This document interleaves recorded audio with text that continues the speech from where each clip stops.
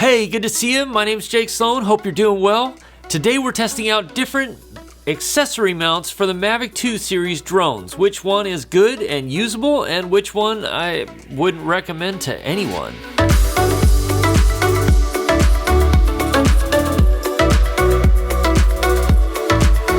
First off, this video isn't sponsored by anybody. I bought this with my own money. They weren't sent to me or anything like that. So this is a free, unbiased review. They're linked in the description, etc. You probably know the drill by now because millions of YouTubers out there do the same thing. But why would you want to use a mount like this? Well, if you want to mount your GoPro or a 360 camera or a flashlight like a Lume Cube, not a flashlight, but like a light, like a Lume Cube or something like that to your drone to illuminate something, you need something with a 1/4-20 mount. So these are two different options. There are more out there, but these are the only two I have at the moment to mount something with a 1/4-20 mount to your drone. Well, let's go try these out. All right, so I'm down here at Beluga Point. Really pretty day, beautiful location. I'm going to test out these two mounts. Now, I've tested this one out before. If you want to see the results of it, it'll be linked in the video up here card thing. This mount works well. It's really secure. The other nice thing about this mount is that it's really easy to snap on. You just place it on, snap both sides, and you're ready to go. So we'll leave that there. Get that started, and here we go. Just gonna do a run out and a run back, see how it looks.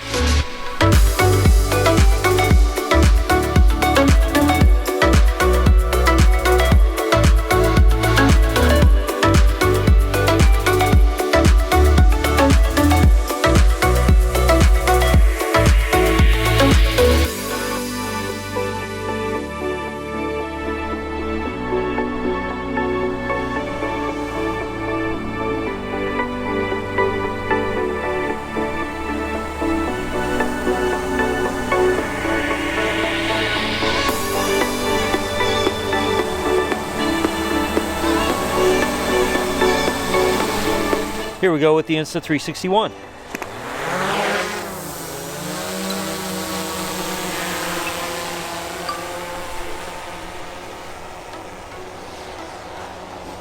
I'll say already, the Insta360 One doesn't make a drone wobble nearly as much as the other drone, or as the GoPro did.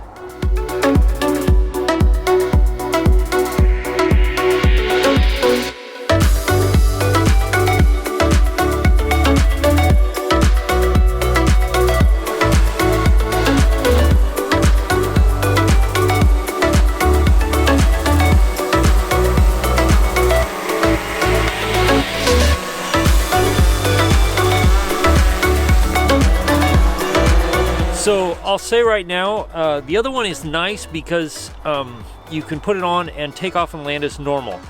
This one, once I put the camera on there, I'm gonna have to hold the drone until I'm ready to take off, and you have to hand launch and hand catch this, otherwise your camera is gonna get all messed up. So, but here we go. So I'm gonna already say this one is much more difficult to use so far. Now let's see how this thing flies. Hopefully I don't lose my drone.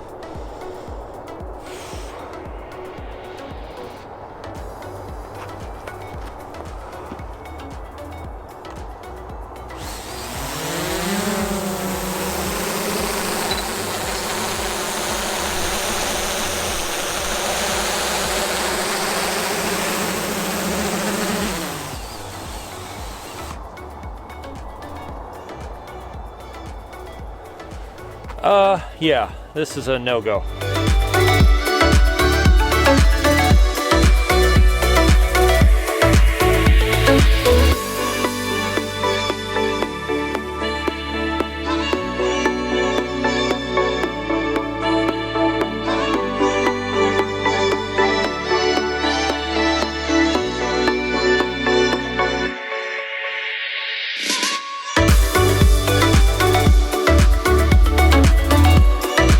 This mount PGY Tech makes, it'll be linked to the description. I've reviewed it before. My friend 51 Drones has reviewed it before too. I'll link his video right here.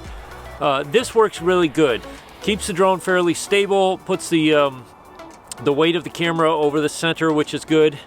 This one I can't recommend at all. It throws the stability of the drone off.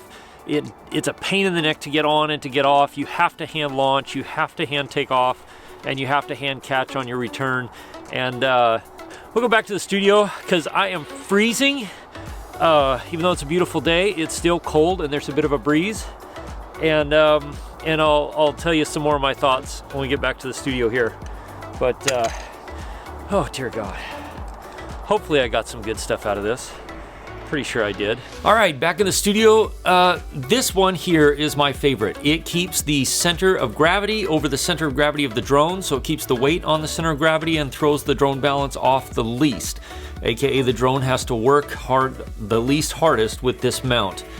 This worked fairly well for the GoPro. It works very well for an Insta360 camera. The only downside is that the Insta360 camera especially seems to make you lose a good bit of your GPS signal. Not all of it, but most of it. And in some cases, all of it for me. It definitely messed with the GPS signal. The GoPro didn't seem to mess with it as much, which was interesting because the GoPro is actually kind of a bigger camera and it's over the same spot, so I don't really know why that is.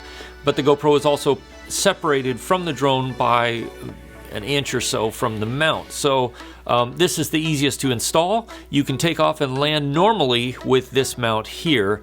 And I feel like this mount is the most secure and definitely the easiest to use because you just snap it on, snap it off. You can snap it off, change your battery, snap it back on, and you're ready to go in a couple of seconds.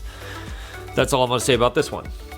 This is the most difficult to use and my least favorite, and one that I would not recommend at the time. Partly because, one, you have to have a special Allen key or a little screwdriver. That they do send it with this device, but it makes it very hard to take on and take off. Once it's on, you thread this screw in here, and then you cannot change the battery without taking this completely off. To take this on and off, you have to completely unthread this screw and then pull the sides out and get it out.